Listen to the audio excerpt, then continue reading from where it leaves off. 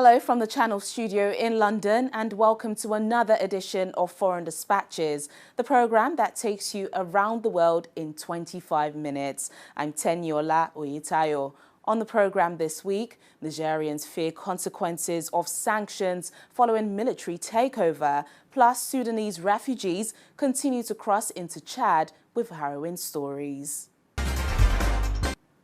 Niger is the latest country in West Africa to experience a military coup. Major cities in the country are now facing rolling blackouts following sanctions imposed by regional bloc ECOWAS. Though some Nigerians have vocally supported the coup, many are increasingly worried about the consequences following suspension of aid by several international partners. The bustling market streets of Niger's capital, Niamey, remains heavy with uncertainty, as small business owners fear the coup that overthrew their president could halt financial flows into the West African country. We're particularly concerned about the financial barriers because, in our experience, when there's a coup in a country, the financial institutions either refuse to help or they compromise little on the way they help the country financially. So we believe that this could happen to our country. What we want is for the situation to be restored as quickly as possible. That's really our concern. Regional bloc ECOWAS has already imposed sanctions, including a halt in all financial transactions and a national assets freeze. In the meantime, the following measures are to be applied with immediate effect. 1. Closure of land and air borders between ECOWAS countries and Niger. 2. Institution of ECOWAS no-fly zone on all commercial flights to and from Niger. Suspension of all commercial and financial transactions between ECOWAS member states and Niger. Freeze all service transactions, including energy transactions. Freeze assets of the Republic of Niger in ECOWAS central banks. Freeze of assets of the Niger state and the state enterprises and parastatals in commercial banks. Suspension of Niger from all financial assistance and transactions with all financial institutions, particularly EBRD and BOAD. The EU and France have also cut off financial support, and the United States has threatened to do the same. Let me be very, very clear about this, as I have been in my phone conversations. Our economic and security partnership with Niger, which is significant, hundreds of millions of dollars, depends on the continuation of the democratic governance and constitutional order that has been disrupted by the actions in the last few days. So that assistance, that support, is in clear jeopardy as a result of these actions, which is another reason why they need to be immediately reversed. Niger relies heavily on foreign aid, and sanctions could further impoverish its more than 25 million people. According to the World Bank, the country receives close to $2 billion a year in official development assistance. I think these sanctions were initially taken in the heat of the moment. We can't be any poorer than we were. In 13 years, we haven't seen a single franc from our oil. We've even been told it's worthless, all that stuff. So now, what's going to happen is that people are also imposing a blockade on us. Because they are closing their borders, it will worsen the situation for people. En 13 ans, on n'a pas vu un seul franc de notre pétrole, l'uranium, on nous a même dit que ça me fout. Parce que je crois que la CEDEAO avait... ECOWAS sanctions were to be expected. It's true that these sanctions are very heavy, and I think we're really going to suffer economically. It's going to be a very difficult time for the country. The coup, the seventh in less than 3 years in West and Central Africa, has undermined democratic progress in the region. Ce jour, 26 juillet 2023, the military takeover began unfolding on Wednesday, July the 26th, when soldiers confined President Mohamed Bazoum to his palace. 2 days later, the military declared General Abdourahamane Tiani the new head of state. The move has been widely condemned by neighbours and international partners. Leaders have also refused to recognise the new military junta. On Wednesday, Africa suffered a serious setback in its democratic gains as the aspirations of the people of Niger for constitutional democracy were subverted by an unconstitutional change of government that deposed Mohamed Bazoum, a democratically elected president. The Republic of Kenya joins the rest of the world to condemn in the strongest terms this unconstitutional act that subverts democracy through a coup d'etat and calls for the immediate release of President Mohamed Bazoum, who is reportedly seized by members of the Presidential Guard. In this moment of strife, we implore all parties to engage in constructive discourse to restore peace in this fraternal nation, which has steadfastly stood as a bulwark against terrorism and its agents in the Sahel region. Niger's coup follows takeovers in neighbouring Mali, Burkina Faso and Chad since 2020. All 4 countries of the Sahel region are now ruled by military leaders. I am indeed extremely worried. If you look at the region, you have a dramatic terrorist increase of activity in Mali, in Burkina Faso, in Niger, and coming closer and closer to the countries of the coast.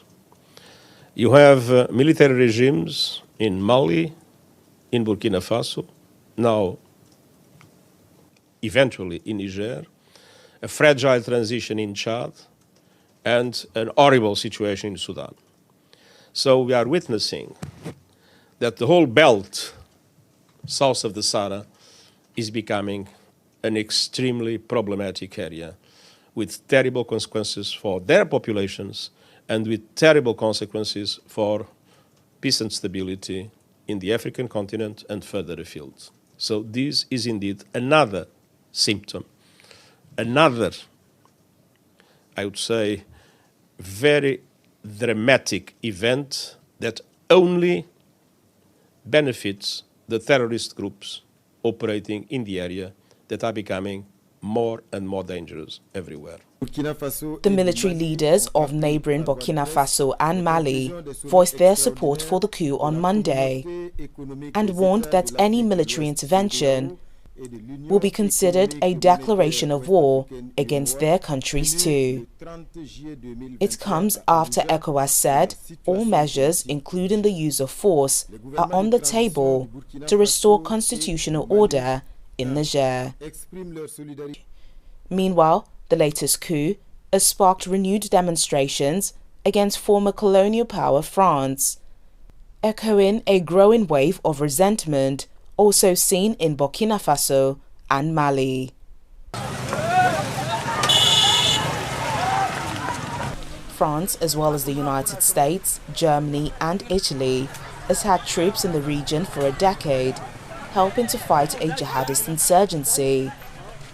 But some leaders in the region want the former colonial power to stop interfering in their affairs.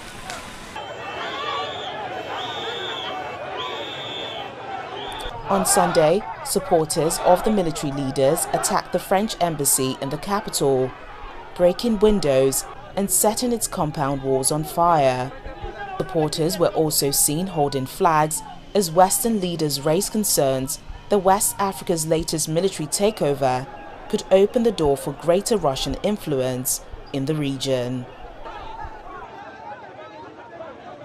Still in West Africa, thousands of people are crossing each day from Sudan's Darfur region into the small border town of Adre in Chad, with many arriving injured and with harrowing stories of the violence they've escaped. While Chad has kept its borders open, the arrival of tens of thousands of refugees in 4 months has put immense pressure on already stretched public services and resources. Patients at this hospital in Chad's border town Adre fled violence in Sudan's Darfur. Mohamed Adam is the father of a wounded child. I went ahead and told my family to follow me. In the middle of the road, forces found my children and they were run over by a car, killing my wife and son. My girl was also run over by the car. Thank God she is here now and is recovering.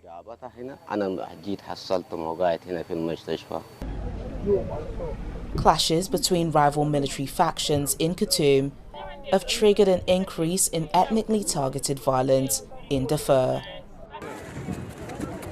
Witnesses say those trying to escape to Chad on foot have been shot at.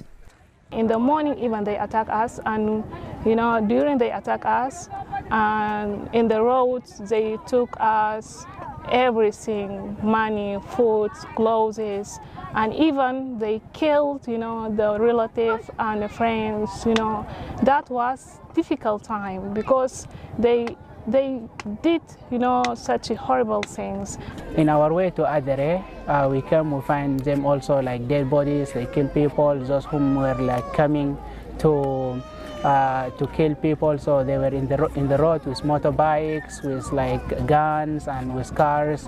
So they enter houses and they take a lot of things that you have. We don't have other things, only the clothes that, as you see, these are the one that left, but the other one are looted and stolen. So, and then the majority of patients that we have are those who sustained injuries with the gunshot, and then they present with open fractures, with infected wounds, and then with abdominal injuries that we have managed so far in the hospital. But it's not just bullets that are threatening lives. Many, especially children, arrive in the severe or late stages of malnutrition. A recent global heat wave and unprecedented high temperatures is also making it even harder for refugees. We estimate now, UNHCR and the government, that some 100,000 have already crossed in Adre city. They are being relocated. Today we are here doing a food distribution where we will give them a minimum ration for 1 month to assist. They are mainly women and children, as you can see. They really need shelters. They're coming with nothing. And look at the weather today. It's a sun mixed with rain. It's very terrible. They are coming with nothing. And we cannot leave the government of Chad responding alone to that response. It's massive. So we really need to help. And those people really, really need our help. So far, more than 230,000 refugees and 38,000 returnees have crossed into Chad from Sudan since the start of the conflict in April 2023. According to UN estimates, more than 3 million people have been forced into displacement inside and outside the country.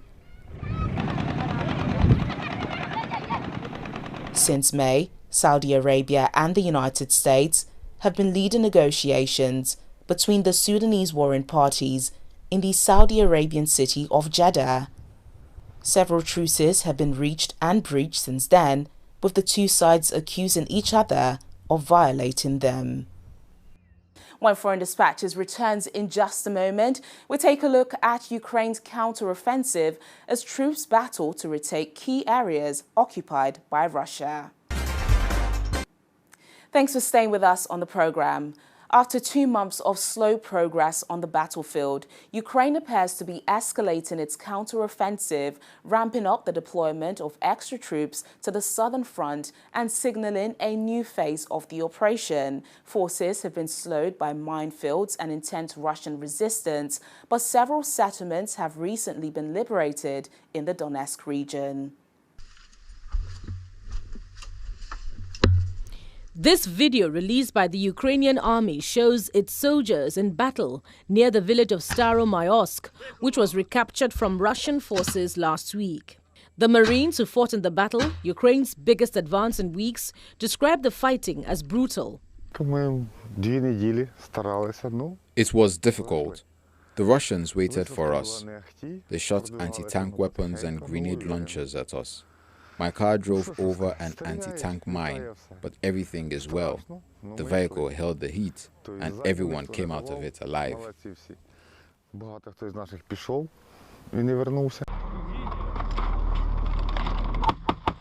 Kiev's current counter-offensive is backed by billions of dollars in Western military aid, equipment and training. But war stories of the battle near the front line in southeastern Ukraine give an indication of why this highly anticipated operation has proven slower and bloodier than expected. We advanced slowly but surely. What can I say? They shoot, everything flies. It was scary, but we moved on. Nobody backed up. Everyone did a great job. Many of us didn't come back, but we mostly preserved our strength.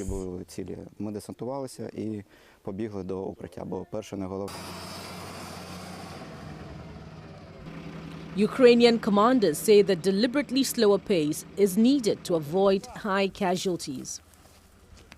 Russia on Monday announced that Ukraine's counter-offensive is not going as planned and that the country is wasting billions of dollars of weapons supplied by the West. Amid the failure of the so-called counter-offensive, the Kyiv regime, backed by its Western sponsors, has focused on carrying out terrorist attacks on civilian infrastructure. Meanwhile, members of the United Nations Security Council have once again urged Russia to withdraw its troops from Ukraine's internationally recognized territory. We should never lose sight on the root cause. We all know the indisputable fact that if Russia had not initiated the current aggression, the tragedy we are witnessing now would never have happened. Russia must stop its hopeless attempt to deceive the international community. It will never justify its outrageous act. Instead, it should fulfill its responsibilities as a permanent member of the Security Council. Since the beginning of Russia's brutal, full-scale invasion of Ukraine, the international community has been clear. Over 140 countries have repeatedly condemned the Russian Federation for its aggression against Ukraine and demanded that Russia withdraw its military forces from Ukraine's internationally recognized territory. We've listened carefully to Russia's remarks, and it's clear that its efforts to divert the Council's attention from the core issues at hand are a transparent ploy to distract from its own aggression.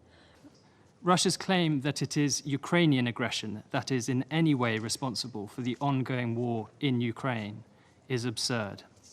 It is a projection of the behavior of the Russian state itself. There is only one aggressor in this war. We have all seen hundreds of thousands of Russian troops invading that sovereign country, illegally and unprovoked. We all know that the right to self-defense in those circumstances is enshrined in the UN Charter. And it is Russia that is sending thousands of its own young men to their deaths. Estimates suggest that more than 200,000 Russian soldiers have been killed or injured in Ukraine. Russia is inflicting terror on the Ukrainian people, and in parallel, it is inflicting suffering on its own population. Russian aggression against Ukraine presents the gravest threat to international peace and security. But as dangerous is reluctance of the world to employ force and accountability mechanisms to stop the aggressor.